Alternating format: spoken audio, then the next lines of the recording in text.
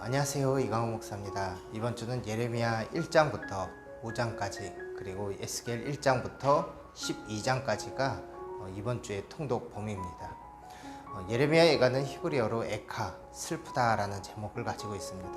우리말로도 애가, 슬픔의 노래라는 뜻과도 맞는 것 같습니다. 예레미야는 예루살렘의 멸망을 눈으로 목격했습니다. 그는 멸망을 예언한 선지자였지만 그렇다고 멸망을 원한 건 아니었습니다. 그저 하나님의 말씀이 그랬고 전하라는 하나님의 명령이 그랬던 것입니다. 예루살렘의 멸망을 눈으로 본 예레미야는 슬퍼할 수밖에 없었습니다. 그리고 눈물의 선지자라는 별명답게 그는 슬픔의 노래를 기록하게 되었던 것입니다. 예레미야 예가는 그렇게 전해지게 되었습니다. 여러분, 죄로 인해 고통을 받고 벌을 받게 된다면 해야 할 일은 그저 눈물을 흘리는 것뿐이 아닙니다.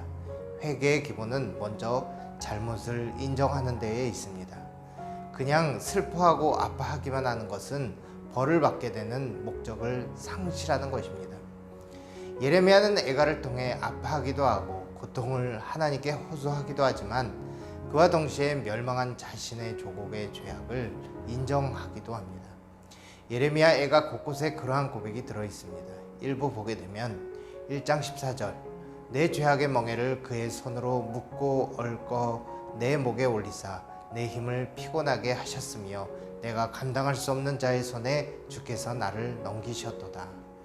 또 1장 20절을 보면 이렇습니다. 여호와여 보시옵소서 내가 환난을 당하여 나의 애를 다 태우고 나의 마음이 상하오니 나의 반역이 심히 크니이다. 밖에서는 칼이 내 아들을 빼앗아가고 집 안에서는 죽음 같은 것이 있나이다. 이와 같이 예레미야 예가는 철저하게 유다의 잘못을 인정하며 고난의 원인을 잊어버리지 않습니다. 이 고난이 하나님께로부터 왔다 하는 철저한 인식을 3장에서 찾을 수 있습니다. 그리고 4장에 가면 비참한 예루살렘의 현실을 우리가 볼 수 있고 마지막으로 5장에서는 이 고통이 범죄로부터 말미암아 왔음을 인정하면서도 다시 회복을 구하는 노래로 마무리가 되고 있습니다. 이처럼 예루살렘과 남유다의 멸망은 이스라엘 역사에서 굉장히 큰 역사입니다. 벌써 성경의 수많은 선지자들이 이 시기와 관련이 있습니다. 당시 고대 근동의 세계 정세는 큰 나라가 일어났다가 멸망하고 또 큰 나라가 멸망했다가 하는 사건이 연속되는 곳이었습니다. 이스라엘 민족은 제국의 사이에서 늘 여러 나라에 시달리며 늘 어떤 선택을 해야만 하는가 하는 고민과 어려움에 놓이게 되어 있었습니다. 이스라엘과 시리아, 요르단 지역은 레반트 지역이라고 해서 지중해 무역을 위한 중요한 지역이었습니다. 고대 근동 지역에 나타난 제국들은 모두 그것을 중요시 여겼고 그래서 늘 이스라엘은 강대국들의 싸움터가 되었던 것입니다. 북이스라엘이 멸망할 때의 지역의 패자는 아수르였습니다. 아수르는 잔인하고 아주 강대한 나라였습니다. 당시 바벨론과 여러 나라들도 아수르와 전쟁을 해서 패배했던 역사가 있습니다. 그러나 유다가 멸망하기 전 바벨론은 메대와 연합하여 아수르를 멸망시킵니다.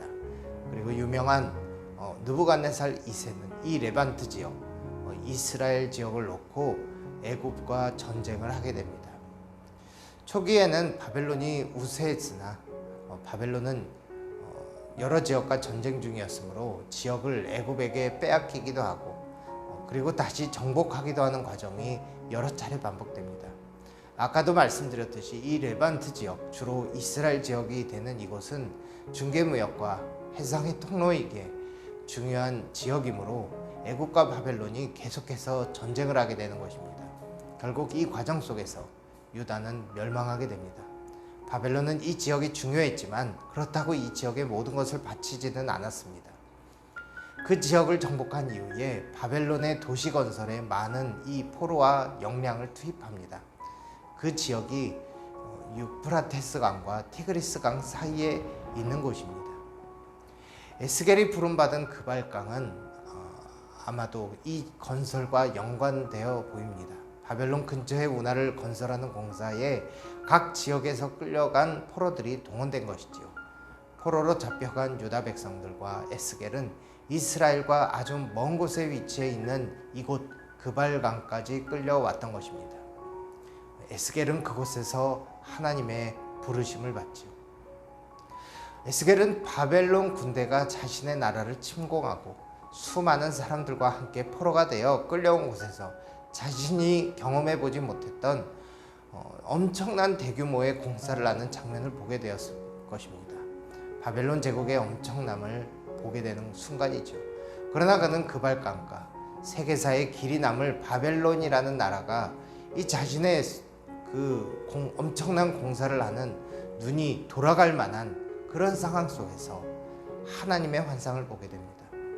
현실이 주는 압도적인 장면보다 그 바벨론보다 더 크신 하나님, 모든 것을 통치하시고 주관하시는 하나님의 능력과 계획을 보게 되는 것입니다.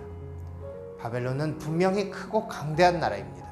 그러나 그 나라보다 더 크고 강대한 하나님의 통치가 있는 그 나라가 그의 눈에 펼쳐집니다. 그리고 그 광대하신 하나님의 영광이 자신의 사랑하는 이 유다에게 임하실 것을 알게 되었고 회복시키실 것을 알게 되었고 전하게 되었던 것입니다. 에스겔서를 읽으며 이 세상 어떤 것보다 더 크고 강하고 광대하신 하나님의 나라를 바라볼 수 있는 우리 모든 성도들 되시기를 바랍니다.